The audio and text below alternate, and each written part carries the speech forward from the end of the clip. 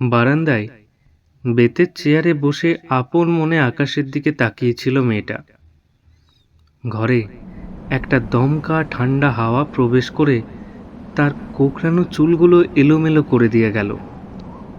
জানলাটা একটু খোলা আছে বটে, কিন্তু এই বিকেল বেলায় ঠান্ডা হাওয়াটা কোত্থেকে এলো? এই হাওয়াটা কি শুধুই প্রাকৃতিক বাতাস, নাকি জীবনে আসা নতুন কোনো অভিজ্ঞতার হাতছানি, নাকি অন্য কোনো ঝড় যে আমাদের ক্ষণিকের আরাম দিতেও পারে, আবার সব কিছু শেষ করে দিয়ে চলেও যেতে পারে? যাই হোক, আকাশ অন্ধকার হয়ে এসেছে। একটা ভেজা মাটির গন্ধ ভেসে আসছে। আকাশ হঠাৎ করেই একটা আতর শিশি উপর করে দিয়েছে। তাড়াতাড়ি ছাদে গিয়ে শুকনো জামা কাপড়গুলো তুলে নিল মেয়েটা। সত্যি কি বৃষ্টি হবে আজ? জোরসে একটা বৃষ্টি নামুক তো, ভিজে দিক সারা শহরটাকে। মাটির সোঁদা সোঁদা গন্ধ, মিষ্টি হাওয়া, গরম চা নিয়ে বসে বই পড়বো। উফ, কি মজা! আপনাদের তো বলাই হয়নি, এই আমাদের আজকের heroine Bhumisuta Chatterjee. Physics MSc complete করার পর চাকরির চেষ্টা করছে ভূমি। যদিও সে বিজ্ঞানের ছাত্রী, তবু ছোটবেলা থেকে সাহিত্যের প্রতি তার অগাধ ভালোবাসা। লেখাপড়ার পাশাপাশি সঙ্গীত চর্চা ও লেখালেখি তার সর্বক্ষণের সঙ্গী। ভালোবাসে বই পড়তে।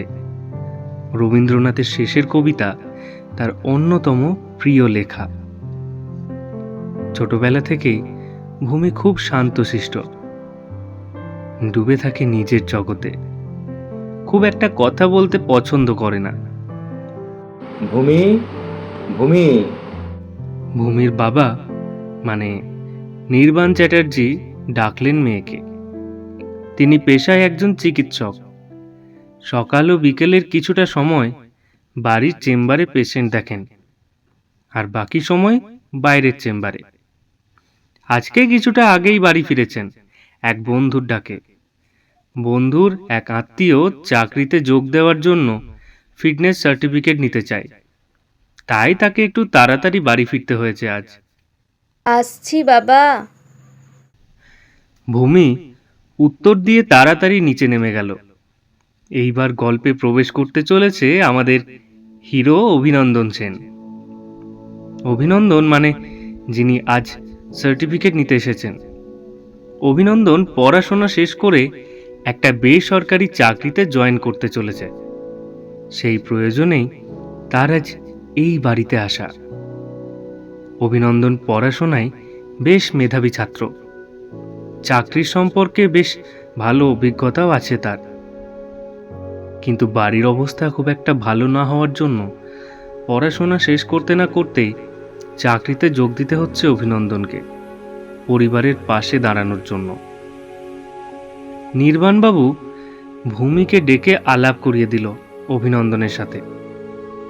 প্রথম দর্শনে দুজন দুজনের দিকে খুব একটা দৃষ্টি বিনিময় করতে পারল না।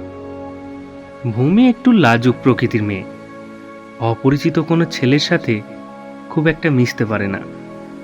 কিছুক্ষণ কথাবার্তার পর ভূমির বাবা নাম্বার নিয়ে নিতে বলল অভিনন্দনের, যাতে চাকরির বিষয়ে কোনো আলোচনা থাকলে তা করতে পারে ভূমি। প্রথমে দুজনেই ইতস্তত করছিল একে অপরের নাম্বার শেয়ার করতে, তবু বাবার কথায় ভূমি প্রথমে নাম্বারটা দিল। জানেন তো, এই মুঠো ফোনই হলো যত সমস্যার মূল। আগেকার দিনে মানুষের ফোন ছিল না, তাই কেউ কারোর নাগালও পেত না। এখন ফোন সুবিধার চাইতে অসুবিধা সৃষ্টি করছে বেশি। যাই হোক, যা ঘটা তা তো ঘটবে। এরপর বেশ কিছুদিন কাটলো। একদিন হঠাৎ করে অভিনন্দনের টেক্সট এলো। Hi, I am Abhinandan. Here is the detailed notification of upcoming exam. ভূমি সবটা ভালো করে পড়ে নিয়ে ল্যাপটপে বসে গেল ফর্ম ফিল আপ করতে। একটা জায়গায় একটু আটকে যাওয়ায় সে ভাবল অভিনন্দনকে ফোন করবে, কিন্তু সেই মুহূর্তে ফোন করলো না।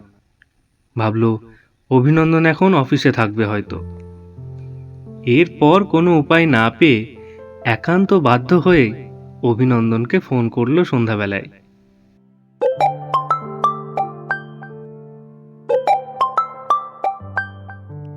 হ্যালো, আমি ভূমি সুতা।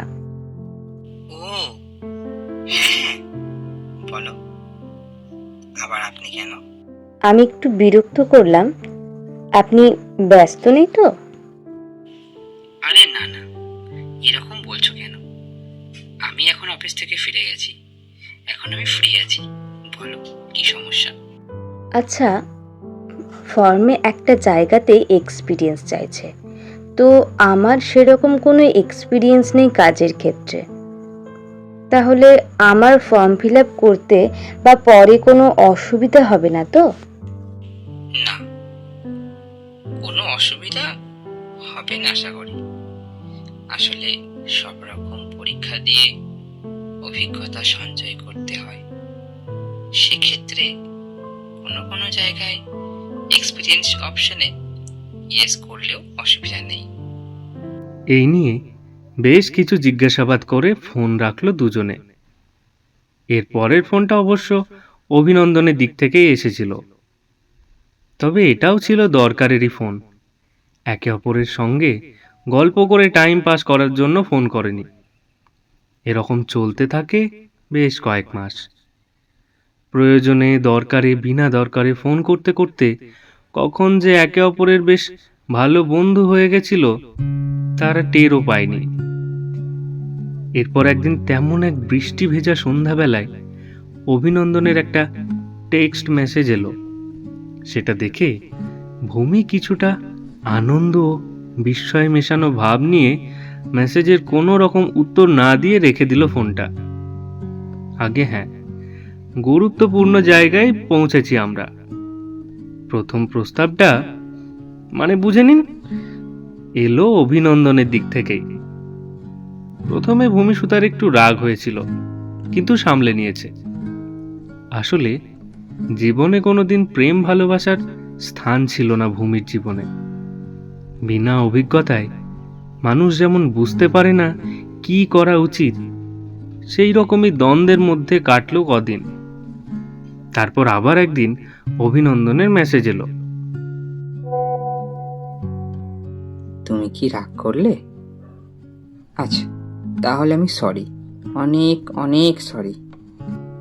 আচ্ছা, আমি কি একবার কল করতে পারি?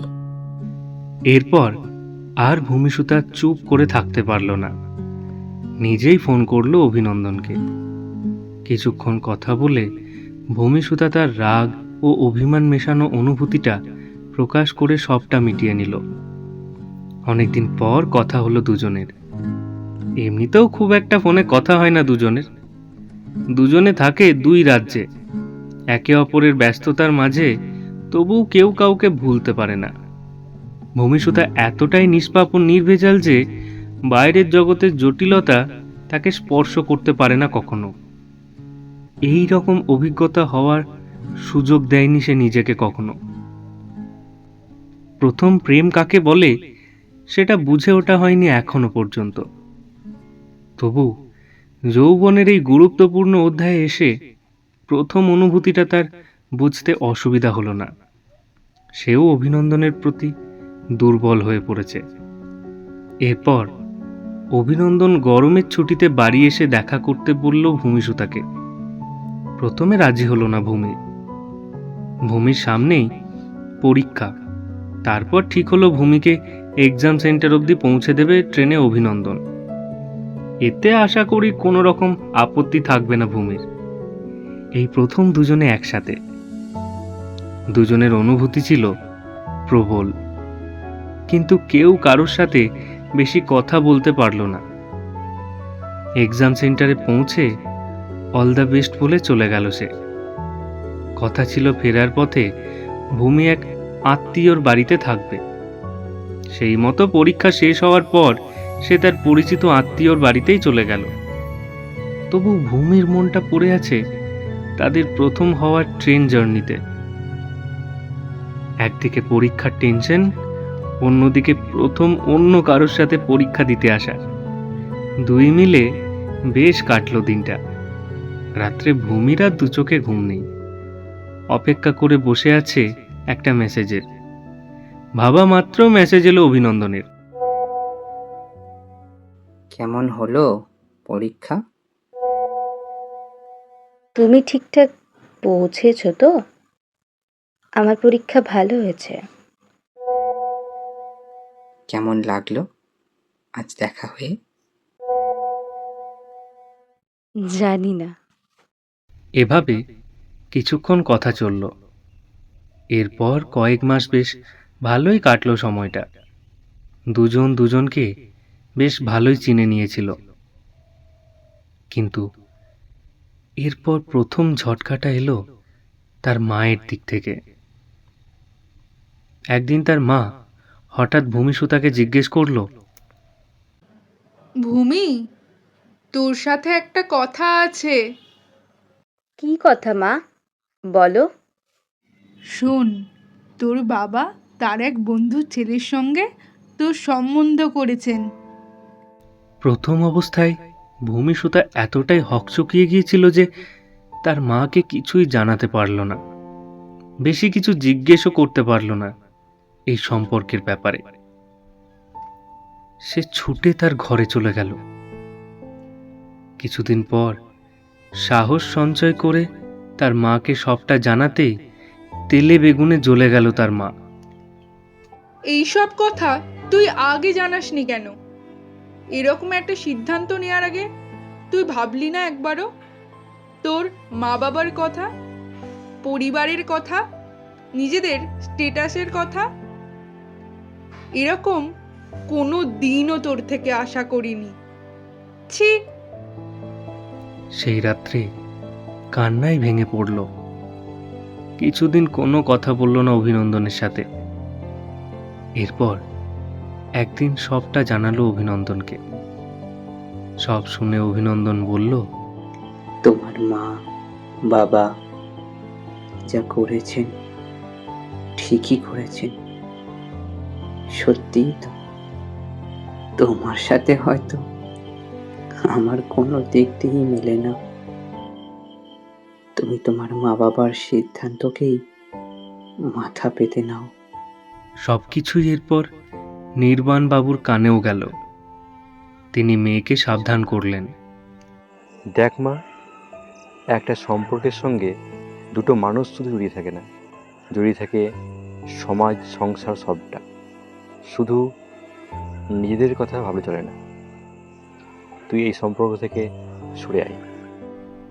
কোনো দিক থেকে আর কোনো আশা রইল না। একদিকে প্রথম প্রেমের তীব্র অনুভূতি, অন্যদিকে একমাত্র কন্যা হিসেবে পারিবারিক দায়বদ্ধতা। এই দুয়ে মিলে ভিতর থেকে অনেকটা ভেঙে পড়ল ভূমি। প্রথম ভালোবাসা পাওয়ার আগেই প্রথম বিচ্ছেদের যন্ত্রণা তাকে গ্রাস করে ফেলল। হঠাৎ করে জীবনে প্রথম এতটা ধাক্কা সহ্য করতে পারা তার পক্ষে খুবই কঠিন হয়ে গেল। কেউ তার মনের অবস্থা বুঝতে চাইল না, কেউ ছিল না পাশে দাঁড়ানোর এই কঠিন সময়টাতে। এর মধ্যে অভিনন্দন কয়েকবার যোগাযোগ করার চেষ্টা করলেও ভূমি তার সাথে যোগাযোগ রাখতে চায়নি, কারণ সে তার সাথে কথা বললে আরও দুর্বল হয়ে পড়বে। এইসব সহ্য করতে না পেরে অসুস্থ হয়ে পড়ল বেশ কিছুদিন। জ্বরের ঘোরেও সে অভিনন্দনের কথা ভাবতে থাকে এবং প্রার্থনা করতে থাকে ঈশ্বরের কাছে। ঈশ্বর, সে যেন তার মতো ভালো থাকে, আমাকে যেন ভুলে যায়। ওকে তুমি সব সময় ভালো রেখো। তারপর সুস্থ হয়ে ওঠার কিছুদিন পর অভিনন্দনকে ভূমির লেখা শেষ চিঠি। তোমার সঙ্গে দেখা না হলে ভারতবর্ষের দেশটা আমার দেখা হতো। আমাদের যেখানে যতটা ছিল ততটাই থাক।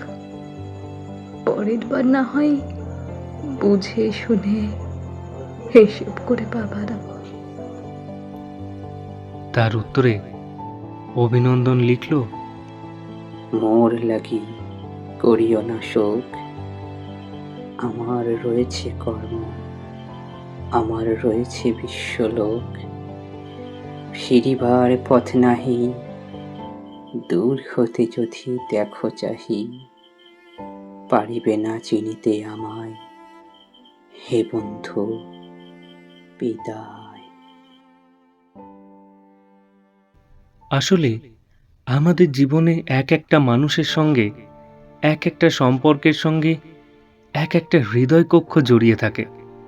সেই কক্ষে কারো প্রবেশ ঘটে না, সেই কক্ষে হয়তো তালা বন্ধ থাকে, অথবা ধুলো স্তর জমে ওঠে, কিন্তু সেই কক্ষে আর কারো প্রবেশ থাকে না। এমন একটা মুহূর্ত আসে যখন স্মৃতির দংশন অসহ্য হয়ে ওঠে, তবু নীরবে তা সহ্য করে যেতে হয়। ভাবছেন তো, এই গল্প আর নতুন কি? আর 5টা ভেঙে যাওয়া সম্পর্কের মতোই। নতুন কি আছে এতে? আসলে প্রথম প্রেমের আবেগ এবং অনুভূতি যে কতটা, সেটা কেবল ওরাই বোঝে। এটিকে উপলব্ধি করতে হয়। একটা সদ্য পোতা বীজ যখন অঙ্কুরেই বিনষ্ট হয়ে যায়, তখন মাটিরও কষ্ট হয়। জীবন কঠোর এবং কঠিন। জীবন চলে নির্মম বাস্তবতায়। কারোর আবেগ অনুভূতিকে গুরুত্ব দিয়ে জীবন চলে না, সমাজ মেনে নেয় না। একটা সম্পর্ক দুটো মানুষের ইচ্ছার উপর নির্ভর করে না, তা চালিত হয় সামাজিক নিয়ম ও পরিস্থিতির নিয়ন্ত্রণে।